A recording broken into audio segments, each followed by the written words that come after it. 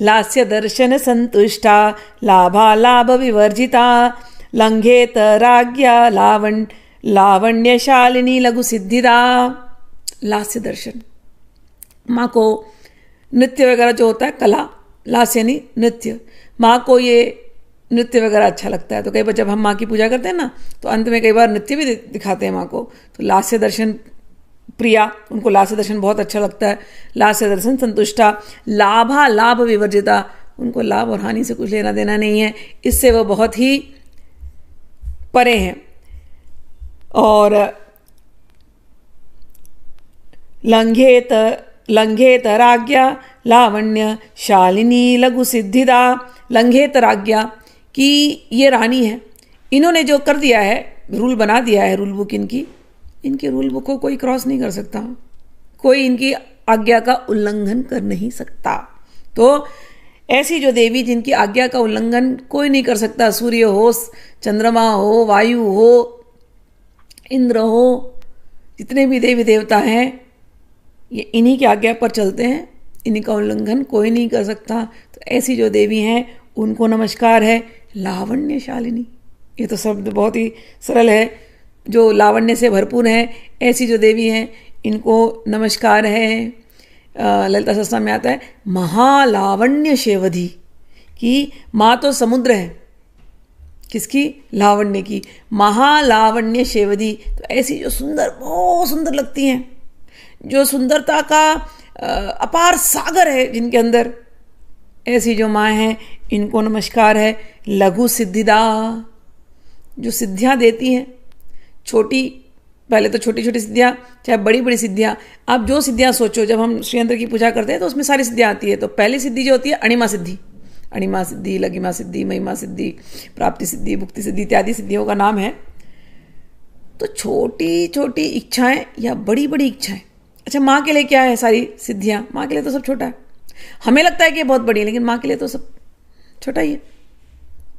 तो यहाँ पर हर उस सिद्धि जो एक साधक चाहता है उसको माँ ऐसे दे देती हैं, और वो सिद्धियाँ एकदम छोटी सिद्धियाँ माँ के लिए।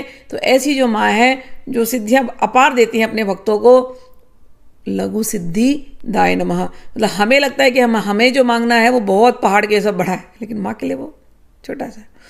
हमको क्या सिद्धि चाहिए? अच्छा, सिद्धि क्या होती है, कई बार सिद्धि समझना चाहिए।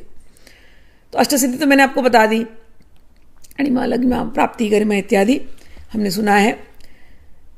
लेकिन हम जब कोई मंत्र करते हैं, जैसे हमारी इच्छा हो नौकरी प्राप्ति, नौकरी चाहिए हमें, तो हमने कोई मंत्र लिया, गुरु ने दिया, गुरु में हमें इष्ट